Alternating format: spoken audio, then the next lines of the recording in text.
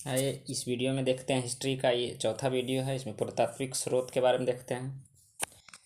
पुरातात्विक स्रोत, तो पुरातात्विक स्रोत इसके अंतर्गत जो है अभिलेख, स्मारक, सिक्का ये सब आता है। अभिलेख, स्मारक, सिक्का ये सब पुरातात्विक स्रोत के अंतर्गत आता है। हिंदू देवी देवताओं से संबंधित ये पहला अभिलेख जो है ये बोगाज कोई अभिलेख है। ठीक है, हिंदू देवी देवताओं से पहला संबंधित अभिलेख बोगाज कोई अभिलेख है, जो एशिया माइनर ईरान नामक स्थान से प्राप्त हुआ है। ठीक है, ये कहाँ से प्राप्त हुआ है? ईरान से प्राप्त हुआ है और ये 14वीं BC यानी कि 14वीं शताब्दी ईसा पूर्व में ये प्राप्त हुआ है। इस अभिलेख में जो है, इस अभिलेख में 4 हिंदू देवी देवताओं के नाम मिलते हैं। कौन कौन? तो इंद्र, मित्र, वरुण, नासत। ठीक है, बोगाज कोई अभिलेख ईरान, एशिया माइनर के ईरान से प्राप्त हुआ 14वीं शताब्दी में। इसमें 4 देवता का नाम इंद्र, मित्र, वरुण, नासत का नाम मिलता है। ठीक है, उसके बाद है भारत में जो है, भारत का पहला शासक मौर्य शासक अशोक हुआ। ठीक है, जिसने अभिलेख लिखने की परंपरा जो है ये ईरान के हखवानी वंश से सीखा है। अशोक अभिलेख लिखने की परंपरा कहाँ से सीखा है? ईरान के हखवानी वंश के शासक डेरियस प्रथम से। याद रखिएगा, डेरियस प्रथम से। अभिलेख को 3 वर्गों में बांटा जाता है: शिलालेख, स्तंभलेख, गुहालेख। शिलालेख, स्तंभलेख, गुहालेख या गुफालेख बोला जाता है। ठीक है, 3 वर्गों में बांटा जाता है। शिलालेखों में जो है, शिलालेखों में बृहद या बड़ा शिलालेख एवं लघु शिलालेख में बांटा गया, मतलब इसमें कई एक भाग में बांटा गया। इसमें 8 वो जो है बृहत्तम शिलालेख है, यानी बड़ा शिलालेख है 8 वो, जिसमें से 2 जो है, 2 शिलालेख वर्तमान भारतीय क्षेत्र से बाहर है, यानी पाकिस्तान में। वो कौन कौन है? तो मानसेहरा और शहबाजगढ़ी। मानसेहरा और शहबाजगढ़ी ये कौन सा लिपि में लिखा हुआ है? खरोष्टी लिपि में लिखा हुआ है, मानसेहरा और शहबाजगढ़ी।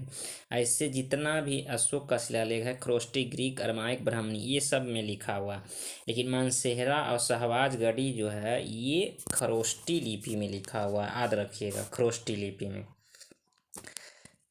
ठीक है, नेक्स्ट देखते हैं। खरोष्टी लिपि में भारत में जितने भी अभिलेख मिले वो मतलब भारत में अभिलेख जो है वो ब्राह्मणी लिपि में लिखा हुआ है। एक अभिलेख है शाह ए कुन्हा। शाह ए कुन्हा जो है, ये शाह ए कुन्हा ये अफगानिस्तान से मिला है और ये दुभाषी है, ग्रीक एवं अरमाइक दोनों लिपि में ये लिखा हुआ है, शाह ए कुन्हा। ठीक है, शाह ए कुन्हा।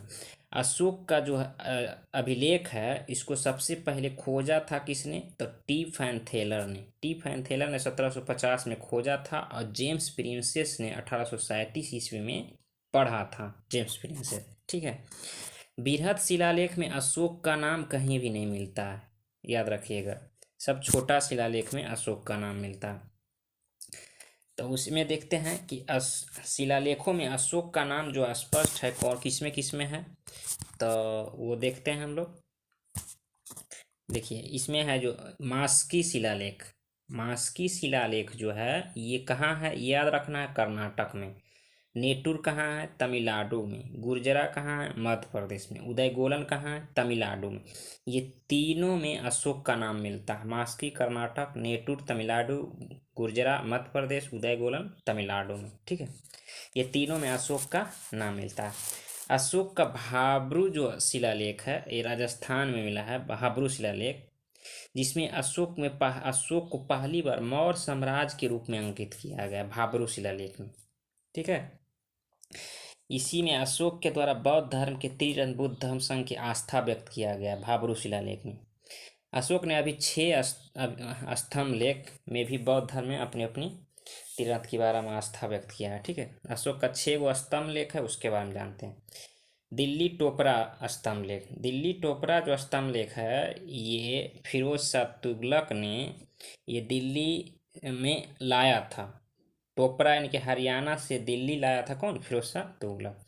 दिल्ली मेरठ यानी दिल्ली से मेरठ लाया था कौन? इसमें फिरोज शाह तुगलक। दिल्ली मेरठ स्तंभ लेख हो गया। एक है प्रयाग स्तंभ लेख। तो प्रयाग स्तंभ लेख जो है यह मूल रूप से कहाँ था? प्रयाग स्तंभ लेख यह मूल रूप से उत्तर प्रदेश के कौशाम्बी में था। ठीक है, प्रयाग स्तंभ लेख कौशाम्बी में था, जिसको मुगल शासक अकबर ने इलाहाबाद में स्थापित किया। प्रयाग स्तंभ लेक इलाहाबाद में स्थापित किया, ये कौशाम्बी में था, ठीक है, इलाहाबाद में स्थापित किया। प्रयाग स्तंभ लेक में है जो मौर्य शासक अशोक, इसमें किसका किसका नाम मिलता है? मौर्य शासक अशोक, गुप्त शासक समुद्रगुप्त। अशोक और समुद्रगुप्त के विजय अभियान की चर्चा जो संस्कृत भाषा में लिखा हुआ, जबकि अशोक ब्राह्मणी भाषा का प्रयोग करता था, लेकिन अशोक और समुद्रगुप्त की इसमें चर्चा है, संस्कृत भाषा में विजय का चर्चा है, ठीक है। प्रयाग स्तंभ लेख पर जो है मुगल शासक अकबर ने भी अपना फारसी भाषा में, याद रखिएगा, इसी पे फारसी भाषा में अभिलेख खुदवाया था अकबर ने भी, ठीक है। उसमें जहांगीर का नाम भी मिलता है। उसके बाद लौरिया नंदनगढ़, ये बिहार के चंपारण में है, और लौरिया अरेराज ये बिहार के चंपारण में है, शीर्ष कलमकार है ये, ठीक है। रामपुरवा ये भी बिहार के चंपारण में, तीनों याद रखिएगा, तीनों चंपारण में। आगे प्रयाग स्तंभ लेख।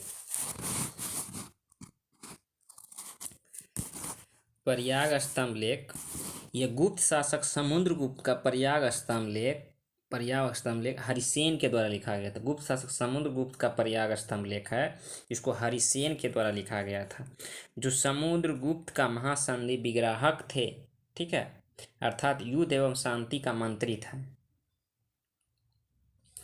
नेक्स्ट है लौ स्तंभ लेख। तो गुप्त शासक चंद्रगुप्त द्वितीय का दिल्ली के मेहरौली नामक स्थान से लौ स्तंभ लेख मिला है, ठीक है। लौ स्तंभ लेख जो मिला है कहाँ से? दिल्ली के मेहरौली नामक स्थान से मिला है। गुप्त शासक चंद्रगुप्त द्वितीय का है ये, चंद्रगुप्त द्वितीय का, ठीक है। इसमें विस्तृत जानकारी मिलता है। गुप्त शासक समुद्रगुप्त का प्रथम मानसेहरा नामक स्थान से एक अभिलेख मिला है, जिसमें कुमार गुप्त प्रथम के विजय अभियानों की चर्चा है। मानसेहरा से कुमार गुप्त प्रथम का एक अभिलेख मिला है, इसमें कुमार गुप्त प्रथम का विजय की चर्चा है, ठीक है। नेक्स्ट है अयोध्या अभिलेख। तो मौर्य काल में धानदेव का अयोध्या अभिलेख में शुंग वंश के शासक पुष्यमित्र शुंग ने अयोध्या में 2 यज्ञ करवाए थे। अयोध्या अभिलेख में चर्चा है जो शुंग वंश के शासक पुष्यमित्र शुंग ने अयोध्या में 2 अश्वमेध यज्ञ करवाए थे। उसके बाद हाथी गुफा अभिलेख। तो कलिंग नरेश खारवेल का ये अभिलेख है, हाथी गुफा अभिलेख, जिसमें यह जानकारी मिलती है कि इसके दक्षिण भारत के 3 राज्य चोल, चेर एवं पांड के परिचय के बारे में जानकारी मिलता है। हाथी गुफा अभिलेख में चोल, चेर एवं पांड के बारे में जानकारी मिलता है, ठीक है। जूनागढ़ अभिलेख, ये शक शासक रुद्रदामन का जूनागढ़ नामक स्थान से ये अभिलेख मिला है, और ये जूनागढ़ अभिलेख जो है ये संस्कृत भाषा में लिखा हुआ है। जूनागढ़ अभिलेख संस्कृत भाषा में लिखा हुआ पहला अभिलेख है। इस अभिलेख में मौर्य शासक चंद्रगुप्त मौर्य ने गुजरात के सौराष्ट्र प्रांत में जो सुदर्शन झील का निर्माण किए थे उसके बारे में जानकारी मिलता है, सुदर्शन झील के बारे में जानकारी मिलता है, ठीक है। उसके बाद आगे जाके स्कंदगुप्त ने पुनर्निर्माण करवाए थे। उसके बाद आता है कि अशोक के द्वारा 4 गुफा का निर्माण किया गया था बिहार में। बराबर की पहाड़ी को खुदवा कर 4 गुफा लोमस ऋषि, कर्ण चोपड़ा, सुदामा और विश्व झोपड़ी, ये 4 गुफा का निर्माण किए थे अशोक। लोमस ऋषि, कर्ण चोपड़ा, सुदामा और विश्व झोपड़ी, और इन 4 गुफाओं को जो है आजीविकों को दान में दे दिए थे, ठीक है। इसमें एक विशेषता है कि लोमस ऋषि एकमात्र गुफा है जो किसी भी प्रकार का अभिलेख खुदा हुआ नहीं है इसमें, लोमस ऋषि में, ठीक है। नेक्स्ट आता है यवन राजदूत हेलियोडोरस का एक अभिलेख है। यवन राजदूत हेलियोडोरस का मध्य प्रदेश के विदिशा नामक स्थान से गरुड़ ध्वज अभिलेख मिला है, ठीक है। गरुड़ ध्वज अभिलेख जो है ये हेलियोडोरस का है, गरुड़ ध्वज अभिलेख मिला है, ठीक है। इससे यह जानकारी मिलती है कि हेलियोडोरस जो है भागवत धर्म से काफ़ी प्रभावित हुआ था। गरुड़ ध्वज अभिलेख से भागवत धर्म से काफ़ी प्रभावित होने की जानकारी मिलता है ये हेलियोडोरस का, ठीक है, गरुड़ ध्वज अभिलेख से। उसके बाद पकी हुई मिट्टी की जानकारी मिलता है सिंधु घाटी सभ्यता से, जिसे टेराकोटा कहा जाता है। टेराकोटा कहा जाता है। सिंधु घाटी सभ्यता से पक्की हुई मिट्टी का जानकारी मिलता है। उसके बाद वैदिक काल में निश की चर्चा है, जिसमें कुछ विद्वान इसको सिक्का कहें, कुछ विद्वान इसको आभूषण कहें, ठीक है। उसके बाद आहत सिक्का, महाजनपद काल में आहत सिक्का चलता है, जिसे पंचमार्क सिक्का के नाम से भी जानते थे, ठीक है। इसमें मतलब कि आहत सिक्का जो है ये मौर्य काल तक चलते रहा था, आहत सिक्का ये। इस तरह से बहुत सारा सिक्का के बारे में चर्चा है।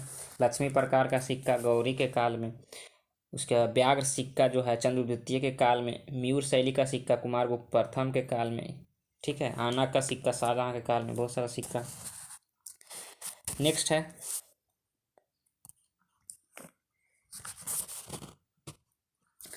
तो पंचमार्क सिक्का जो था ये लेख विहीन सिक्का था, ठीक है। उसके बाद डेमेट्रियस जो आया, डेमेट्रियस इंडो ग्रीक शासक डेमेट्रियस, ये पहली बार लेख युक्त सिक्का चलाया था, ठीक है। ये लेख युक्त सिक्का का प्रचलन किया। यह सिक्का जो था ये सोना का था। डेमेट्रियस जो लेख युक्त सिक्का चलाया था वो सोना का था।